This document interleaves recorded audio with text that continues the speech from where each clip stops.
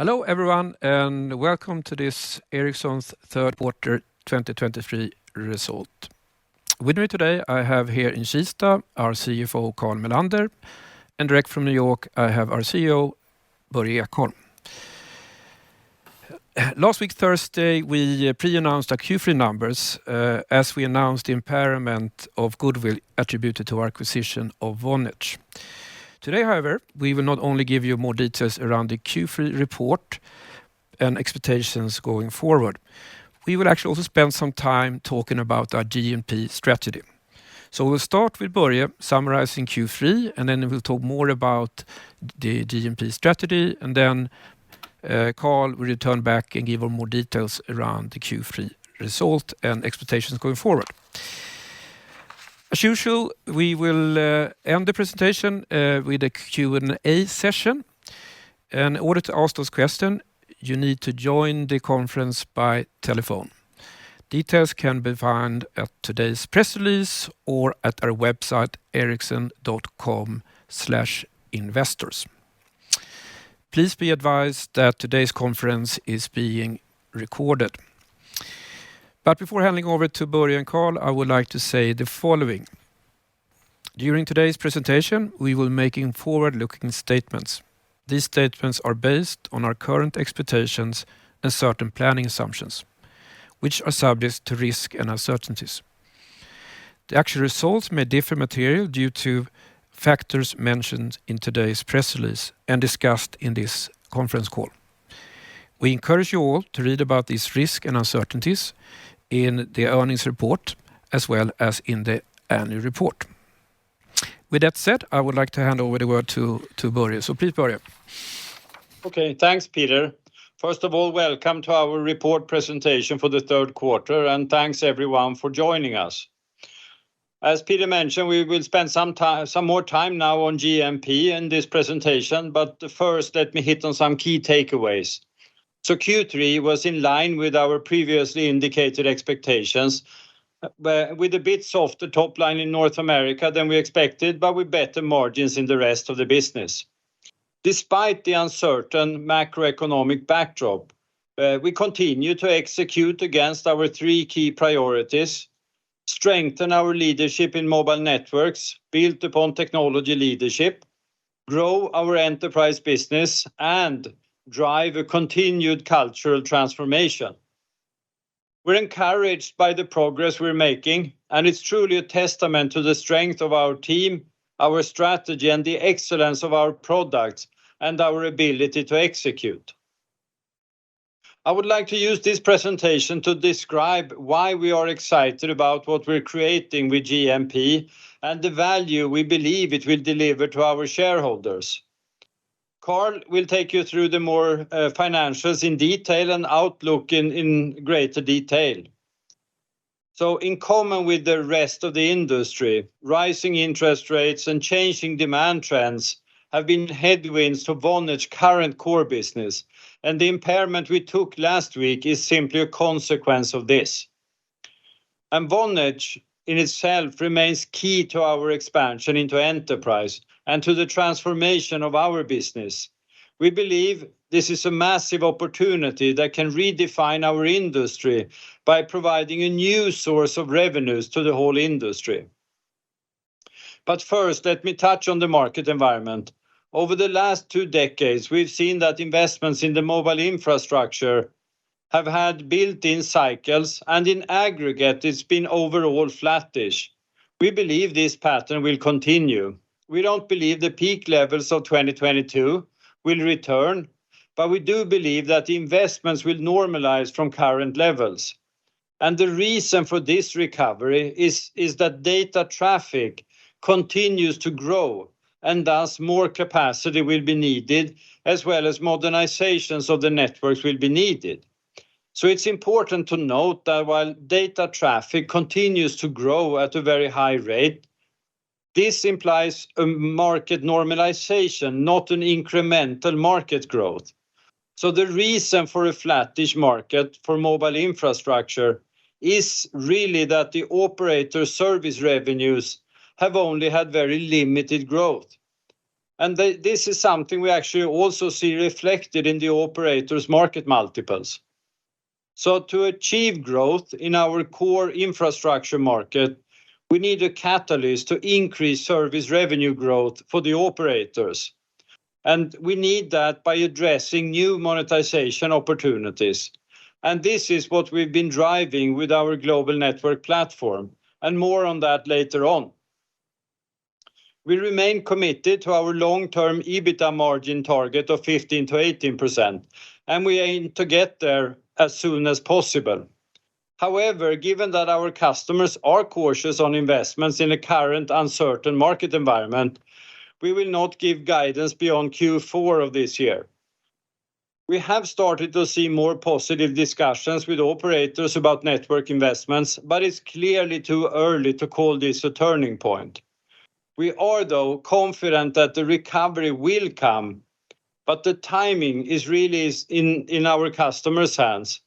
And given that, we think it's prudent to plan for current market conditions to prevail into 2024.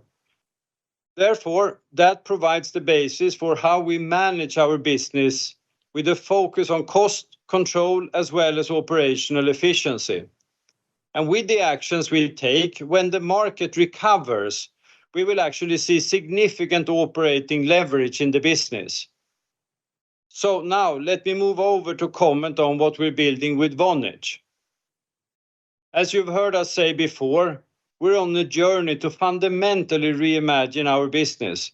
While this takes time, we remain confident in our long-term plans and trajectory, and believe that Ericsson has a very exciting future ahead of us. Our enterprise strategy and positive outlook on the global network platform remains unchanged. Positive interactions with customers have further strengthened our belief in the area. From a strategic lens, Vonage is developing how we saw it and how we envisioned it. So with Vonage, we're developing a platform business and have extended our growth trajectory in new and existing markets, adding to our total return profile for our shareholders. None of this would be possible without the acquisition. This quarter, we were also proud to announce that Vonage was recognized as a leader in 2023 Gartner Magic Quadrant for CPaaS. But let me take a step back now and expand on our strategy for this area a bit more. So in the coming 5 to 10 years, we will see an acceleration of major trends such as electrification, the green revolution, resilient supply chain, increased efficiency, productivity, and automation. These trends will not progress unless we fully leverage the mobile-first, cloud-first, and AI-first world. Making this future a reality will require ubiquitous high performance, differentiated networks, and a broad ecosystem of businesses and developers who can innovate and build upon the network's powerful capabilities. That's what we are doing through our strategy, making networks fully programmable and globally available with open interfaces and open APIs that enable continuous business growth and innovation. This includes our investments into Cloud RAN, and in doing all this, we can drive a much-needed transformation of the telecom industry. The global network platform is a vital part in exposing the capabilities of the mobile network to the full ecosystem around us, including the developers. And at the heart of all this is 5G. With 5G, we have a technology that is 10 times more powerful than previous generations and actually has a potential to revolutionize society. While the previous generation of mobile technology digitalized the consumer and gave rise to the app economy, it was based on best effort connectivity. However, best effort connectivity is no longer good enough. Rapidly digitalizing enterprises need more than consumers. They need predictable and reliable connectivity with predetermined SLAs. And 5G was actually designed to do just this. With advanced capabilities such as speed, ultra-low latency, and the ability to offer differentiated quality of service, 5G is a critical tool for transforming industries and consumers. To seize on this potential, we must redefine how telecom industry delivers and captures value. A few years back, we tested speed on demand with a push of a button and saw very strong interest from application developers. But we also realized to commercialize this, it would require all developers to individually contract with operators around the world. And that was something that simply is not doable if we want to commercialize it. What was needed was instead an easy way to expose these advanced network capabilities, in this case speed on demand, along with a strong developer community that actually can use the features to drive the next wave of innovation. And this is the underlying reason why we acquired Vonage. Vonage actually provides us with both the platform technology, CPaaS, and the developer community of today 1.4 million developers we need to make our vision a reality. Vonage is actually critical to our journey to build a platform business. We recently took an important step toward this strategy and launched a global network platform, which combines the power of Vonage and network APIs, enabling mobile networks and applications to talk to each other. This platform makes it easy to expose, consume, and pay for advanced network capabilities. Last month, we announced a historic milestone in the network API journey together with Deutsche Telekom. So powered by the global network platform, DT is able to offer a globally scalable one-stop shop for both communication APIs, such as voice, SMS, two-factor authentication, and enhanced security, as well as network APIs, location, device status, and quality on demand. Through the global network platform, we're creating a new market for exposing 5G capabilities, an opportunity that we believe is, or analysts estimate to be about $20 billion by 2028. And we aim to capture a sizable part of the market as we are the front runner today. We expect the first revenues from network APIs during 2023, although limited in scale. There is a change in the market now when we are discussing network APIs with all our customers today, and all of them see this as a major opportunity to monetize the network and the investments in 5G. With network as a platform, every contributor in the ecosystem adds value to the whole, basically creating a flywheel of exponential growth and innovation. It starts with the network's APIs that allow developers and enterprises to create enhanced services. These solutions, combined with performance-based business models, offer CSPs new ways to monetize their network. This attracts more CSPs to join the platform, which fuels network enhancements in order to meet growing demand for more advanced capabilities, and in turn supports demand for our core business in mobile networks. We also start to see the interest from the developer community increasing as a function of network APIs, further reinforcing the flywheel. Wireless networks are truly transformative with its flexibility, broad and global availability, and cost efficiency. We believe that by exposing them in an easy, scalable way, developers and businesses worldwide can use and build meaningful applications, making wireless networks the center of enterprise digitalization and transformation. What excites me is that this is just the beginning of an extraordinary opportunity for our industry. This will truly transform the telecom industry. This is an entirely new opportunity that we're creating and developing together with leading CSPs. The winners will be the ones who scale their platform first. The time is now to seize on this opportunity, and we are very excited about our position. But now over to Carl for a review of the numbers for Q3. Thank you, Börje, and very good morning to everyone. Thanks for joining us here. So, well, as you saw already last week, our Q3 results are in line with the guidance we issued back in the Q2 report. But I want to address some of the key items around the financials in the quarter. Before commenting on the underlying result, though, I just want to refer again to the impairment related to Vonage goodwill that we announced also last week. And just to add to what Börje already mentioned, this impairment of 31.9 billion Swedish kronor corresponds to 50% of the total amount of goodwill and other intangible assets attributed to Vonage. And the total goodwill in the group now post this impairment amounts to 56.7 billion. And I can also mention that we have done rigorous impairment testing of all of that, and that did not indicate any other impairment needs other than Vonage. Now, turning to the underlying business result, and first of all, if we have a look at the market and our top line then, I would say much of the market development, the financial development we saw in the first and the second quarter continued into the third quarter. And as Börje outlined before, the telecom market outlook remains uncertain, but is expected to recover to more normalized levels over time.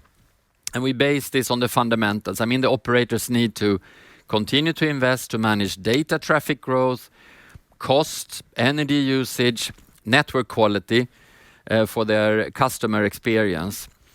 But what we see now, the sales mix shift in networks, particularly that we have discussed many times, where sales decrease in North America and increase in India with large rollout projects, that continued in a similar manner in the third quarter.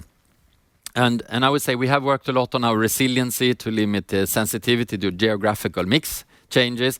But of course, we see an impact on group numbers from this mix change, both on sales, gross margin, EBITDA, and cash flow. So on top line and group organic sales declined by 10%. And I would say primarily driven by a 60% drop in North America in the networks business, where we continue to see operators adjust inventory. We've talked about this many times, but also slower deployment pace. I think it's important, though, to note that Q3 last year in 2022 was an absolute record quarter in North America with very large volumes of radios shipped and deployed. So that year-over-year comparison is very tough, but nevertheless a 60% drop. The drop then in North America was partly offset by continued rollout in India, which continued at full speed, incredible speed. And our sales quadrupled actually year over year to almost 10 billion Swedish kronor in the quarter. And we are talking here about large rollout projects and therefore working capital builds up, and that's quite significant. We'll come back to that in a minute. We also saw that some front runner customers on 5G resumed investments. This is a bit of a second wave of 5G investments. It's encouraging, but I would say it's too early to see this as a trend, but nevertheless a positive sign. We closed another IPR licensing agreement in the quarter. That's been announced earlier. That positions us well to land additional agreements with previously unlicensed vendors. And IPR now net sales landed at 2.8 billion in the quarter. And we are on track to reach the levels that we have discussed before for the longer term. So that was top line. Secondly, gross margin then, we came in at 39.2%, excluding restructuring. Networks, I want to highlight again, we achieved 39.9% gross margin, which was very much in the upper part of the range that we had guided for, 38 to 40%. And of course, it again is the market mix that we talk about that continue to impact gross margin in networks. But however, and I think this is important actually, achieving 39.9% gross margin is a strong proof point because it demonstrates the resiliency of our company. It's a sign of how the business transformation that we've been on to over the years now has made us less sensitive to these swings between geographies. Third point regarding EBITDA margin, we exceeded the previously mentioned expectations due to early positive effects of the cost out ambitions. So for the group, we came in at 7.3%. That's a decline, of course, versus last year's 11.3%, again driven by the gross income in the networks. Cloud software and services delivered actually well in the quarter. EBITDA was 0.4 billion Swedish kronor. And here we continue to execute on the turnaround strategy that we launched actually at the CMD last year. We're talking about strict commercial discipline, improved software sales, accelerated service delivery automation as some of the key pillars there. But given the nature of the cloud software and service business, results will fluctuate between individual quarters. So to assess how this business performs over time, my recommendation is to look more at the 4-quarter rolling basis. And if you do that, you will see a positive EBITDA number. You find all those numbers in the back end of the report. And you can compare this positive number with the 4 quarters 1 year earlier, where we had an EBITDA loss of over 1 billion Swedish kronor. So we are clearly on track, moving in the right direction. I would say, as you know, we have discussed a break-even target for, or at least break-even for full year 2023. We'll come back to guidance a bit more later, but this quarter is, of course, a good stepping stone towards that ambition as well. On the enterprise side, we are impacted by a weaker market, such as macroeconomic headwinds, just like other participants in this ecosystem. But it's encouraging, though, to see that the global communications platform, and as you will remember, that's where Vonage resides, delivered a positive EBITDA also in the third quarter. Fourth point, free cash flow before M&A came in at 0.5 billion negative. And this we have also explained many times, that this is really a result of this same business mix shift, which includes big rollout projects with a longer order to cash cycle. And maybe if I should expand a little bit more on this. In North America and some of the other early markets, customers largely manage the installment of equipment themselves. So payment terms are mainly related then to timing of delivery, hardware and software, rather than completion of sites and installment of equipment. But most of the large rollout projects, on the other hand, like in India, contracts are rather project-based, meaning that we have been assigned to build and install large-scale networks. And that leads, of course, to higher working capital in relation to sales volumes. But we expect this situation to taper off next year as the pace of these large rollouts will decrease. And when that happens, we expect working capital to reduce, and then gradually over time we will and should return to our long-term free cash flow target, as you know, 9 to 12% of net sales. Finally, and as my fifth point on this slide, I wanted to highlight that we deliver on the cost out efforts. Year to date, we have achieved run rate savings of 10.5 billion, of which 1.9 has impacted the P&L in the third quarter. It's about 1.2 in cost of sales, 0.7 in OPEX.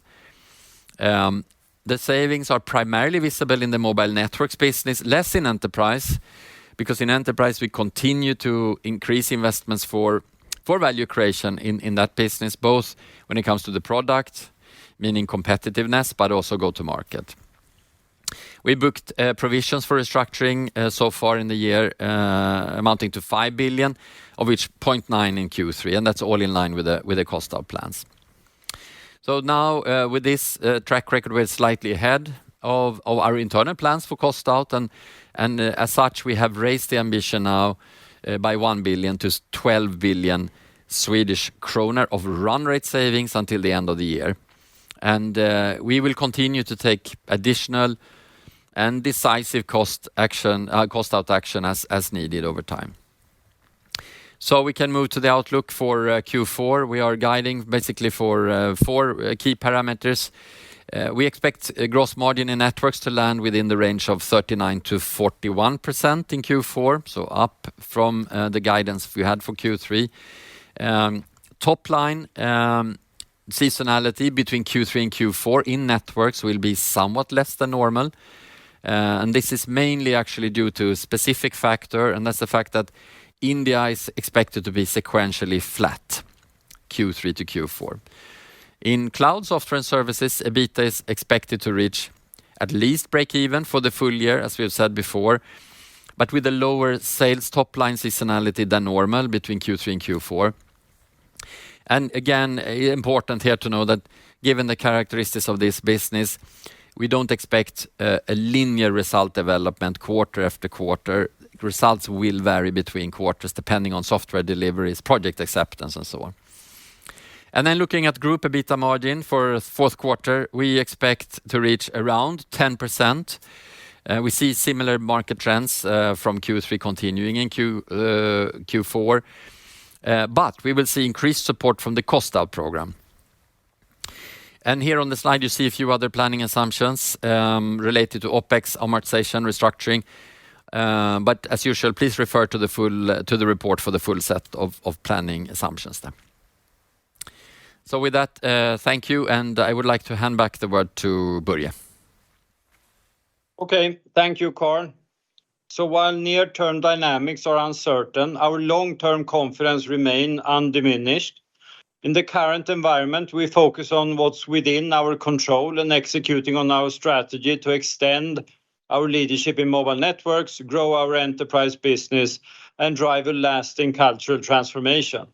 As we look ahead, we see that mobile networks investments intensity is on the lower end, as our customers are cautious with investments, and this gives us good confidence the recovery will come. Until then, we will continue to take actions that position Ericsson in the best way to create value, which with the market recovery, of course, will create good operating leverage. I'm very confident in our team and the work they do every day. So our goal is to make Ericsson a more profitable company, returning to our cash flow target and capturing the next major wave of network innovation with a substantial platform business. With that, I think it's time for some Q&A, Peter. That's correct, Börje. So we will now then start the Q&A session. As a reminder, as you ask a question, you need to press 1 or star 1 and 1 at your telephone and wait for your name to be announced. If you're streaming the webcast, please mute the webcast audio while asking the question and then minimize the audio feedback. So let's look at the queue here. I think I have the first question from Alexander Petek at Société Générale. Good morning, Alexander. Yes, good morning, everyone. Thank you for taking my question. The first one will be just in broad terms. I know you don't guide on 24 now that we no longer have this 15% EBITDA margin target. But could you give us a sense of whether you think networks gross margins will towards plateau around 40% that you hold in the third quarter and also into the fourth quarter, despite the adverse developments in the US market? So would you be able to hold this into next year or maybe improve it given the cost actions you're taking? And then just a very quick follow-up on India. Is that now leveling off at high levels and may roll off into declines next year, or do you see further expansion there? Thank you. If Carl starts. Börje, I start. Yes, I think what we say here in the report is really that the tides will turn. The market mix is going to recover at some point. The timing is unclear. But if you look at the Dell'Oro forecast, for example, North America would grow by 15% next year. And India, to weave in now your last question, India will taper off. That's quite clear from this record year in 2022.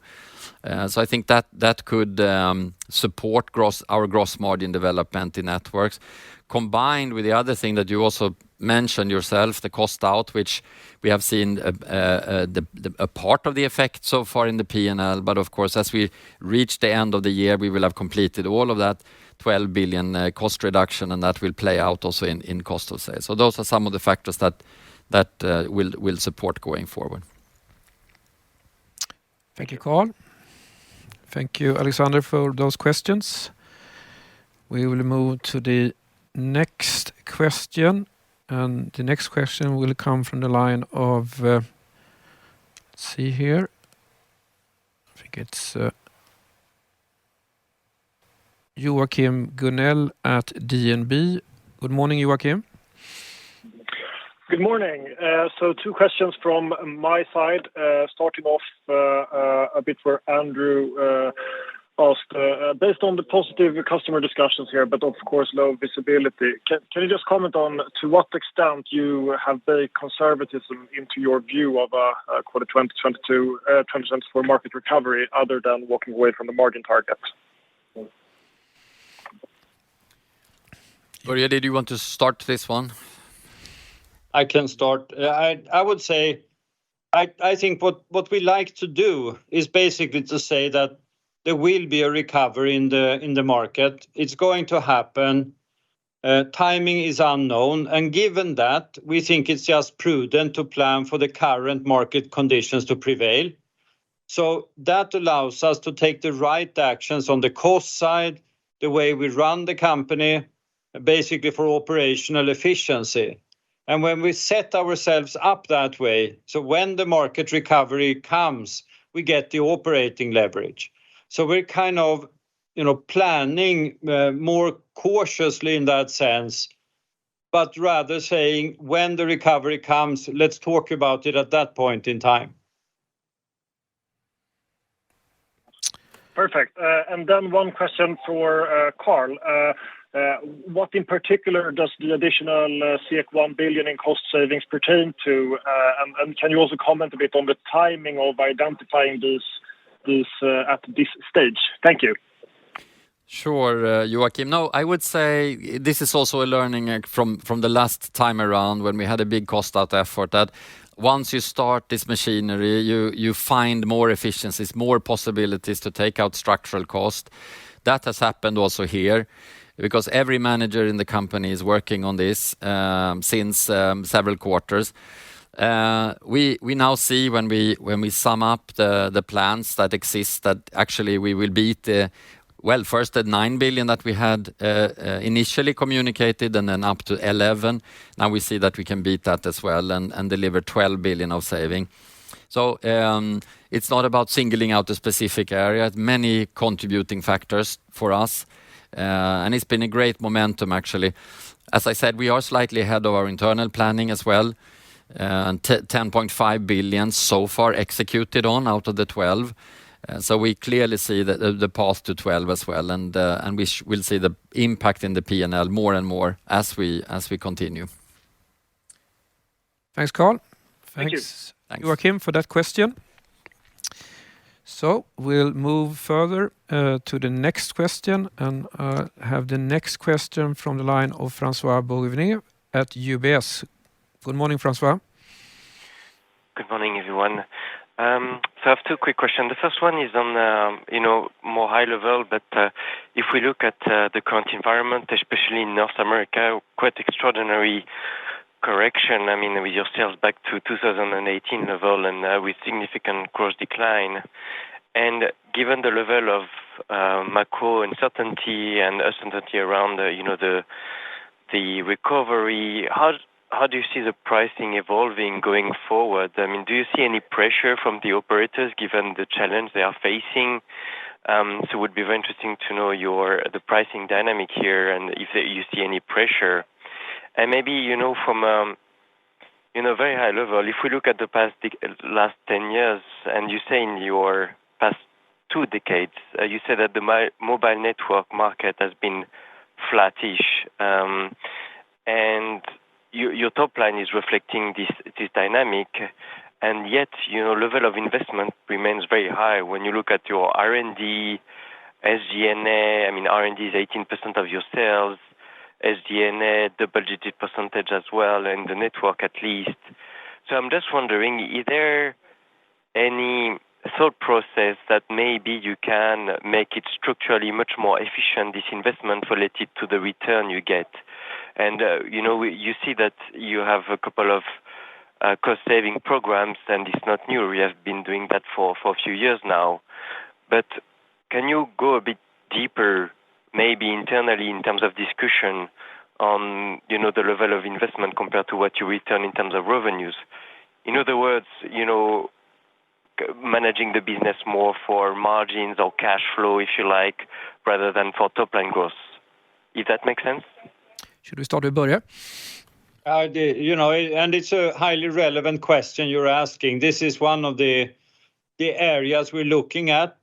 We do believe, and not focusing on the North American market here, but we actually face competitors in all other markets or most other markets that actually where we will be evaluated based on technology leadership, on what type of solutions we provide. And therefore we need to provide leading edge solutions. So that drives a bit of the R&D intensity in the industry, which then is very high. Having said that, there are areas where we can leverage much more or improve the way our R&D efficiency in many ways. And one of the things we are working on is actually to get a more efficient R&D. Take, for example, BCSS, where we have gone from almost a hardware-centric model into a software model. And we see now that we can improve the software development efficiency. And we are working on that. And the same thing on the BNews side. So I do think there are opportunities. But I would also say that given that we compete for global scale with vendors that are investing very heavily, we need to match that. So it's really a bit of a tricky question. If you would only have a market where technology would not matter, you could actually slow down a bit of the investments, but that would make us uncompetitive in most parts of the world.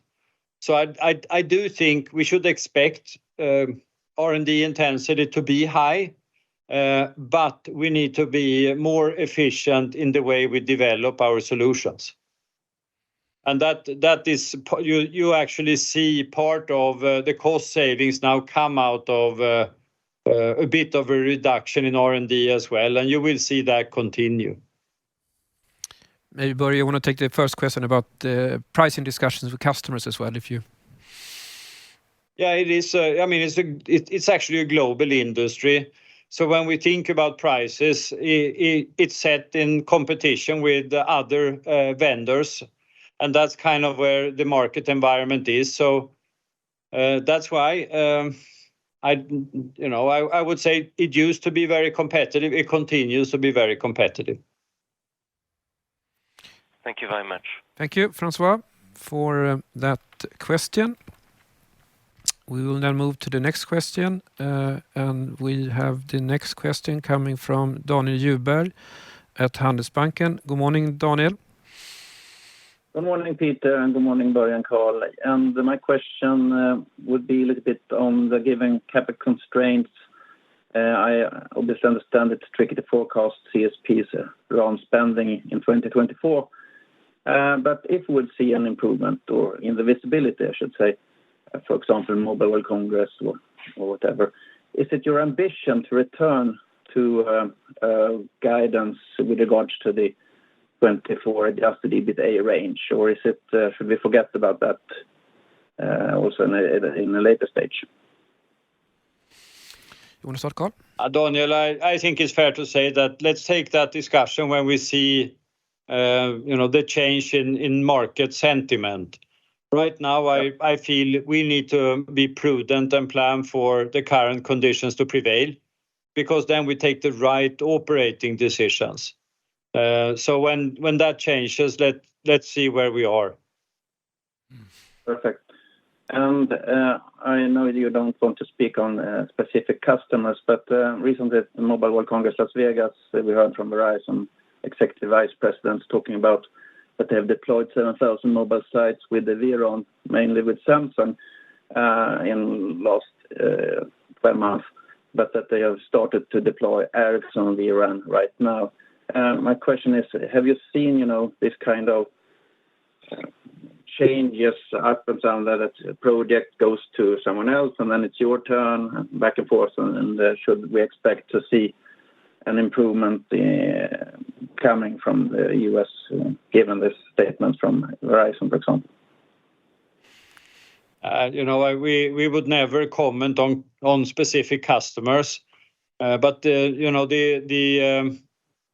our investments, for example, into Cloud RAN has continued, and you'll see us launch or signed MOUs here together with Telefonica, for example, to actually deploy Cloud RAN and Open RAN on an industrial scale. We believe networks in the future are going to be much more open, and we're always better off leading that. And that's what we invest for. We see that to work with leading customers, including the US operators as well. Don't want to go into specific customers because I think they ought to comment on that themselves. Yeah, I understand. And just super quick to call, the extra 1 billion cost savings, is that the cost for that included in the 7 billion restructuring charges, or will it come in 2024? It's included. So we maintain the 7 billion restructuring charges as the full year number. So we have done 5 so far, a bit more than coming in the fourth quarter, sorry. And with that, we will deliver the 12 billion run rate saving. That's great. Thank you. Thanks. Thank you, Carl. Thank you, Daniel, for that question. So we will move further in the queue, and I have the next question coming from Erik Lindholm-Röjstål from SEB. Good morning, Eric. Yes, good morning, and thank you for taking my questions. So starting on the guidance for networks seasonality here in Q4, you mentioned that you see India flat sequentially, but can you talk a bit what this means for North America and what you assume there? And is there any other market sort of standing out into Q4? And I'll follow up with another question. Thank you. I would say overall, we see that the average seasonality is representative on markets excluding India, where we have a flat development. And of course, given the size now, the magnitude of India, the proportion of India on total sales, it matters for the full seasonality calculation or development, you could say. So all other markets, I would say no specific guidance other than normal. India flat. All right, perfect. Thank you. And just to follow up on that, I guess. I guess a key topic has been the inventory levels in the U.S. market. What are you seeing now in terms of inventory levels at top telcos in the U.S. market? And do you see this inventory adjustments being done now in Q4? Is this still the case? Yes. Yeah. So we saw continuation in the third quarter, but it's starting to flatten out, and even more so in the fourth.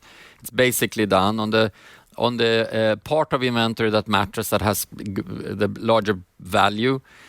We are really flattening out here in the fourth quarter. So that's of course a helpful fact for us as well. All right. Perfect.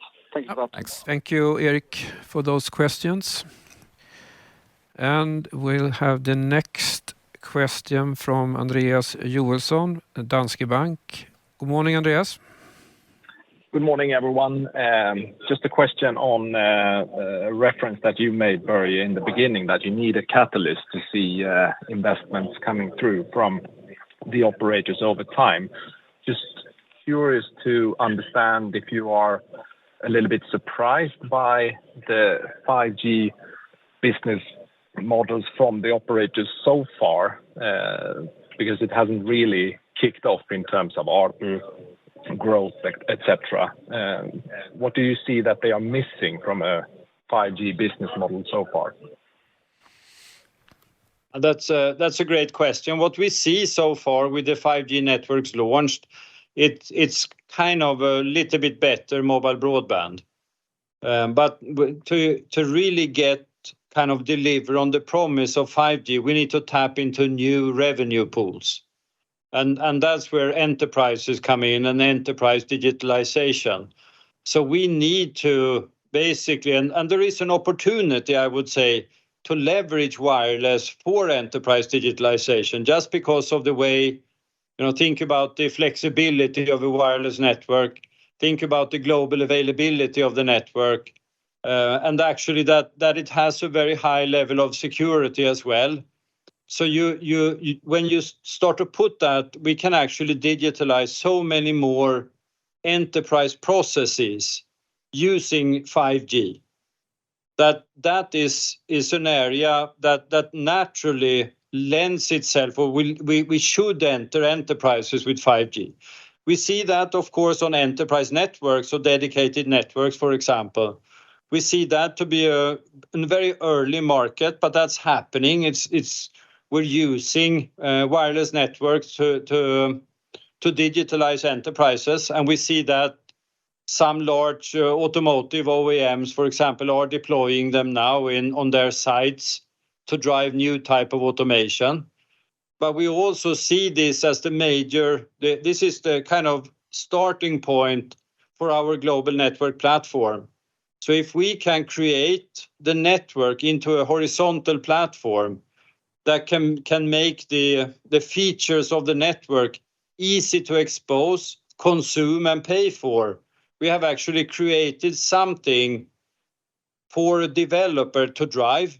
And we start to see this. We're launching some new network APIs with great interest from the developer community. And of course, this is a market where, we don't want to talk about it until we have launched, basically for competitive reasons. But we think it's actually a major opportunity to create this new type of revenue pool that the industry need to drive more investments into the network. Otherwise, the network investments will just continue to be flat. If the service revenues for the operators are largely flat or very low growth, there is not going to be growth for network investments either. So we need to create this new type of monetization pool in order to drive investments. Thank you, Börje. Thank you, Andreas. Do you have a second question? No, that's perfect. Thanks. Thank you, Andreas, for that question. So we'll move further on. We have the next question from the line of Janardan Menon at Jefferies. Good morning, Janardan. Hi, good morning, Peter. Good morning, everyone. I just want to follow up on the GMP business and Vonage. Can you give us some kind of an indication of timing when you will have developed the required number of 5G network APIs? Clearly you have been on that process since the acquisition. Is that something that we can say by the end of 2024 you will have the required number, and by then you would have signed up enough agreements like the Deutsche Telekom agreement with operators worldwide and with developers, and so we can start seeing that revenue inflecting more sharply upwards. Is there some kind of a timing that you can give on when you expect that process to happen? And secondly, just on the India side, you're saying that the revenues are beginning to flatten out. You had said that the network rollout initial portion has lower margins because of, and of course, higher cash intensity. Are we reaching the second phase of India from Q1 next year? And will that result in average India margins being higher in 2024 compared to 2023? Thank you very much. If I take the GMP and you take the India question, Carl. So if you look at GMP, we actually started already in 2019 with customer trials of speed on demand. So that was really the trigger point when we could see the customer interest, and we're thinking about application developers here, both in the gaming side as well as in collaborative softwares. So there was a great interest. We saw that. Of course, to launch quality of service APIs, you need some network investments. We need a network exposure layer, etc. So it takes some time to get there. There are some other simpler network APIs that still rely on the network, but that can be presented over a CPaaS. Those will be the first ones. We'll come back to tell you what we're launching. But we expect to see some early revenues this year, small in scale. We're talking tens of millions of kronor this year, but they will start to grow into next year. Really to be meaningful, I think the fair thing is to expect that during 2025 in reality, because we really need to get not only several operators involved, we need to get the industry and the developers to start using the APIs as well for this to scale. And it's hard for them, or actually impossible for them, to use it before we've gotten the operator community signed on to a similar type of solution. We're not going to be alone with our GMP. There are going to be other platforms as well, but we are at least a front runner, so we should be able to run, as long as we can run fast, we are going to be rather attractive to sign up with. But we'll face competition here as well, but I'm convinced we can outgrow where we are today. But don't expect this to be really meaningful until a 25 timeframe. Thanks, Börje. The India question, Carl. Thank you, Janardan. Thanks for the India question. I'll take that. So, I mean, I won't comment on specific margin profiles for different customers for obvious reasons. But of course, it's our job to deliver customer value and make sure that we make decent margins out of that. And I think that has been the case already. Now the big rollout projects, or the pace of rollout, I should say, will be coming down.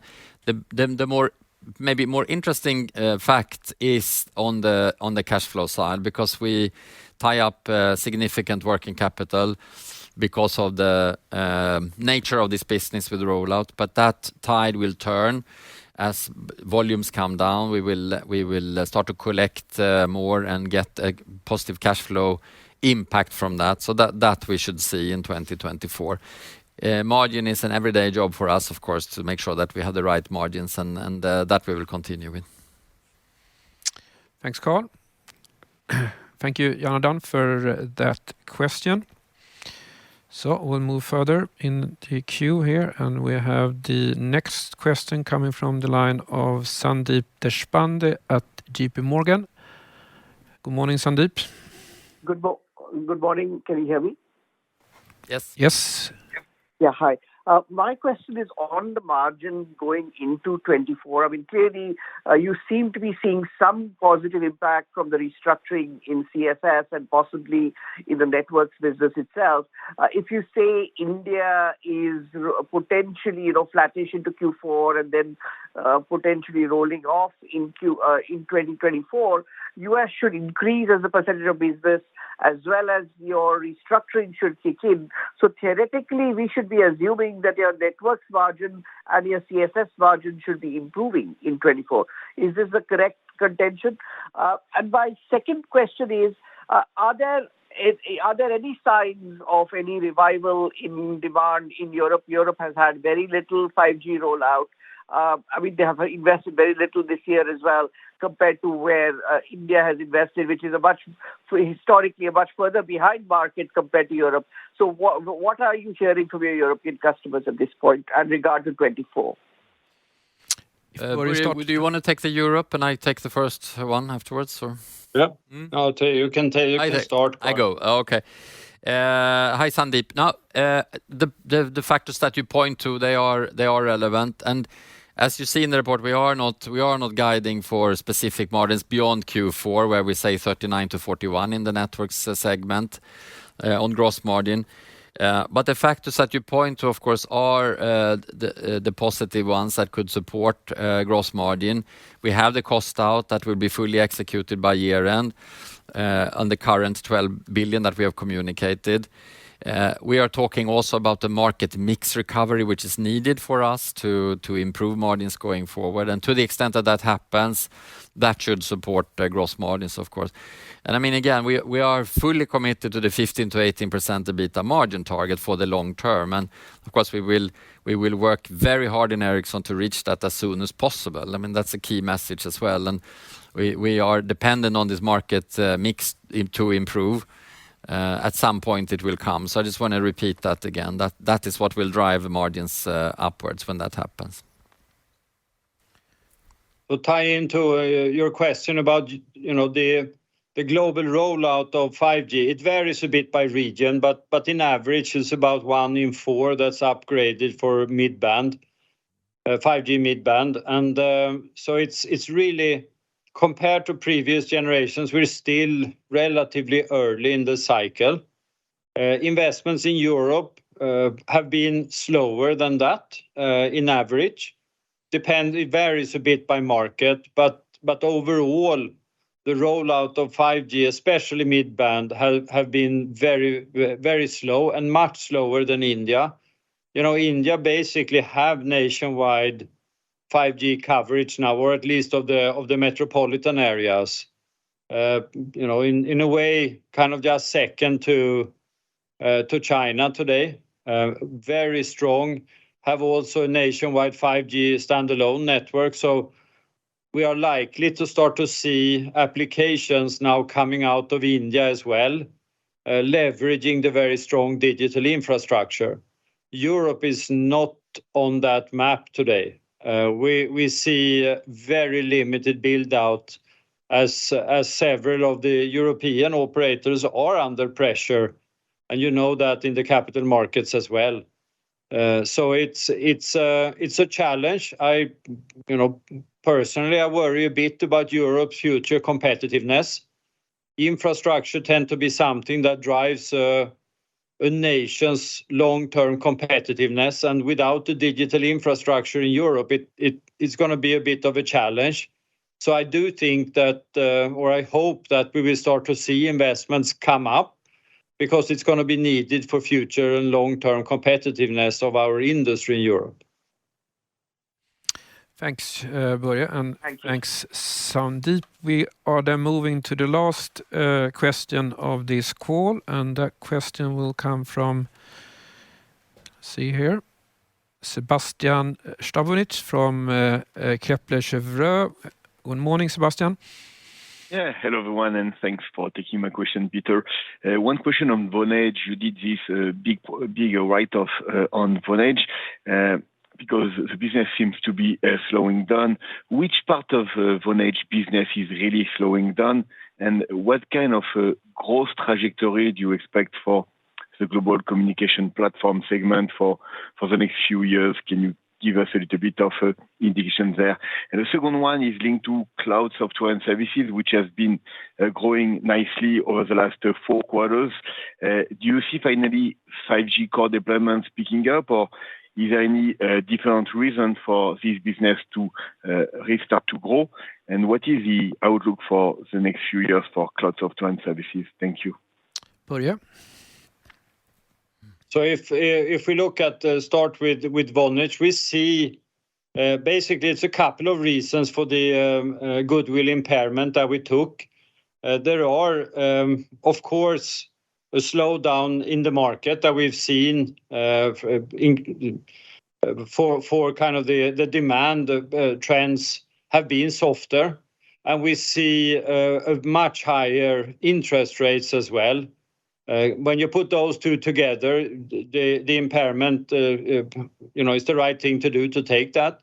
And by the way, it also led to a lot of the peers traded significantly lower in the market. So that's no doubt about that, and those trends have come down. We have so far grown in line or faster than competitors, but I would say, it's fair to say that the market expectation is somewhat lower today than it was if you look a few years back. The growth trajectory on and we believe it's will be in line or slightly better the market going forward as well. But really, what we're investing for is not the core business in Vonage that we really did the impairment testing on. It is the global network platform, which will provide ample growth opportunities in the future and position Ericsson to be a completely different company in a few years' time. That's really the underlying strategy behind the Vonage acquisition. So in a way, the reason for taking the impairment relates to the core business, but that was not really our investment thesis when we acquired Vonage. So our strategy stands firm on developing global network platform. The traction we have with customers is very strong today, and the inbound interest we get from basically all operators are very exciting and I think positions us well for the future. It's up to us to deliver. It's up to us to execute on that, and that's what we're focusing on 100%. Missed your second question. On cloud software and services, the growth expected, 5G core, not least. Yeah, I would say we're still early in the 5G core deployments. You know, it really needs to be 5G standalone to be widely deployed, and that's so far, call it's maybe some 40, 50 networks around the world, very few. So we're not, not seeing the big ramp until that happens. So I would not hang it on there. We've seen some good developments in other areas of the business that actually has started to grow, and that's encouraging as well. But I would say the 5G core, the future is ahead of us. Thanks, Börje. And thanks, Sebastian. So that concludes today's call. So I thank you all for listening to this Q3 earnings call in 2023. So I'm looking forward to the next call here in January. With that, have a great day. Goodbye. Thank you. Thank you. Thank you.